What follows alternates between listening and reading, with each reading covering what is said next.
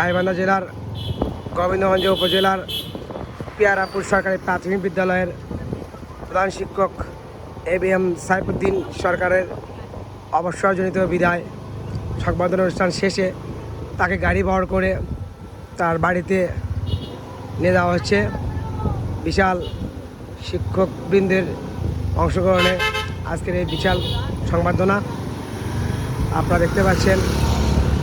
আমাদের গাড়ি বহরে একটি মাইক্রোতে রয়েছেন সে বিদায়ী শিক্ষক, অবসরজনিত বিদায়ী শিক্ষক ABM সাইফুদ্দিন সরকার, যিনি তার কর্ম শেষ করে আজকে শেষ কর্মদিবস করে সকলের মাঝ থেকে ক্ষমা চেয়ে বিদায় নিয়েছেন।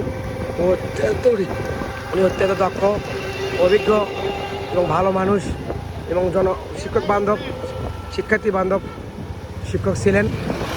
ওনার বিদায় ক্ষণে সবাই আমরা দোয়া প্রার্থনা করি ওনার কর্মজীবন, বাকি জীবন যেন উনি সুস্থতার সহিত ছেলে মেয়ে নিয়ে অতিবাহিত করতে পারেন।